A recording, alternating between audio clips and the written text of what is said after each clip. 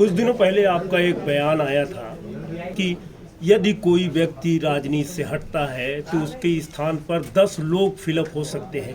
तो इस बयान को हम किस रूप में लें? देखिए, मैं बिल्कुल सहज और सिंपल बयान दिया हूँ, कोई कंट्रोवर्शियल बयान नहीं है। मुझे पत्रकार ने किसी ने पूछा कि टीएस बाबा चुनाव नहीं लड़ना चाहते हैं, इससे कांग्रेस को क्या नुकसान होगा। तो मैंने कहा कोई व्यक्ति व्यक्तिगत तौर पर नहीं लड़ना चाहता तो उससे कांग्रेस को कोई नुकसान नहीं होगा। मान लो मुझे पार्टी टिकट नहीं देती तो मेरे समर्थक, मेरा समाज नाराज होगा तो पार्टी को मान लो नुकसान होगा, पर मैं खुद नहीं लड़ना चाहता तो इसमें कांग्रेस की क्या गलती है?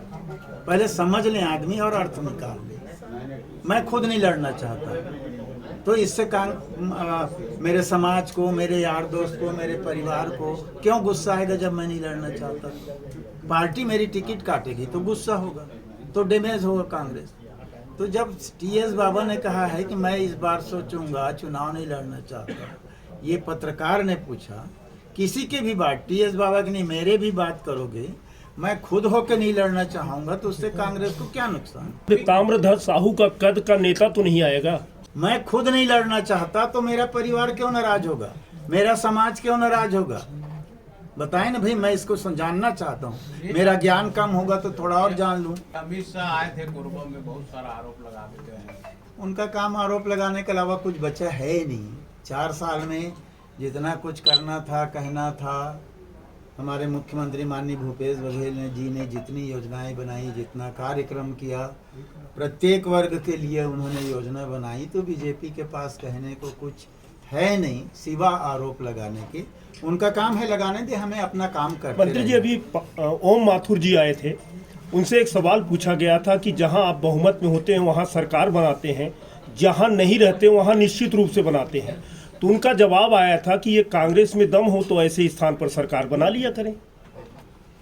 हर जगह कांग्रेस सरकार बनाते आई है। आज़ादी के बाद से पूरे भारतवर्ष में, हर प्रदेश में, केंद्र में, सब जगह सरकार बनाती आई है।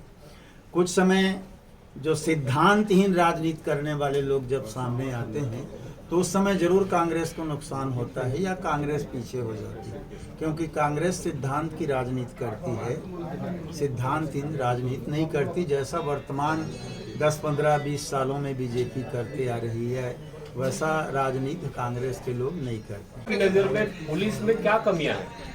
पुलिस में कोई कमी नहीं है, अच्छे से काम कर रही है, कोई कमी नहीं है। तो कानून व्यवस्था इतनी बिगड़ी हुई है, कानून व्यवस्था इतनी बिगड़ी हुई है, खुलेआम गुंडागर्दी चल रही है, चाकूबाजी हो रही है।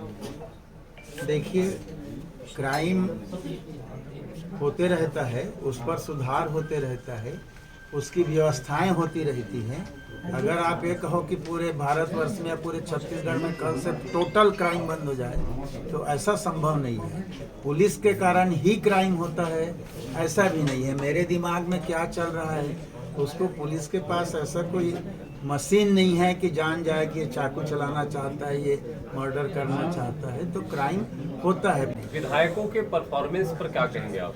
अभी बहुत बात चल रही है उस पर। देखिए, हमारे टीएस बाबा से लेके सब कद्दावर नेता हैं, कहीं किसी का भी परफॉर्मेंस खराब या कमजोरी की बात जो है, माननीय मुख्यमंत्री जी ने स्पष्ट तौर पर कहा है कि विधायकों को जानकारी देते जा रहे हैं कि कहां पर क्या कमी है उनकी। लोगों का टिकट कटेगा इस बार? इसकी कोई गारंटी नहीं होती। अभी से कोई कह दे कि इतने लोगों की टिकट कटेगी, समय और परिस्थिति के अनुसार माननीय मुख्यमंत्री जी और प्रदेश नए लोगों को देंगे टिकट? बिल्कुल, हर बार दिया जाता है, इस बार भी दिया जा सकता है। आय से अधिक संपत्ति के मामले में रमन सिंह बोल रहे हैं जांच होगा, कोर्ट में मामला पड़ा हुआ है, शिकायत दर्ज है। रमन सिंह जी और बीजेपी के लिए हम लोग एक ही लाइन की बात बोलते हैं कि वो अपने 15 साल के कार्यकाल का हिसाब किताब ब्यौरा जनता के सामने पहले पेश कर दें। नान घोटाले से लेके तमाम घोटालों की बात वो सामने पहले कर ले, उसके बाद फिर हमारे कार्यकाल की बात करें। हम लोग हर चीज़ को पारदर्शी तरीके से कर रहे हैं, जो जानकारियां चाहिए वो उपलब्ध करा रहे हैं। कहीं पर भी हमारी सरकार में इस प्रकार की बात नहीं है। % टिकट कट रहा है इस बार? इसको कैसे कहा जा सकता है कि इतना % कट रहा है? हो सकता है एक भी टिकट ना कटे, हो सकता है जिनकी परफॉर्मेंस गलत रहे वो कटे। पीडब्ल्यूडी विभाग में प्यून से लेकर सी तक का आप प्रमोशन कर दिए, उसी के पैरेलल विभाग में सबका प्रमोशन हुआ, लेकिन बहुत बड़ा वर्ग उप अभियंता उनका प्रमोशन नहीं हुआ, बल्कि उनके जूनियर को एसडीओ बना दिया गया है।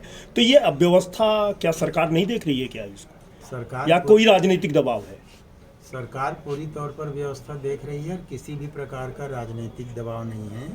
हम लोग जो पूरी व्यवस्था चीफ इंजीनियर से लेकर के नीचे तक के प्रमोशन एक बार कर चुके हैं, दूसरे बार अभी ईएनसी को और सेक्रेटरी को बुला के मैंने निर्देश किया है उसका भी करो।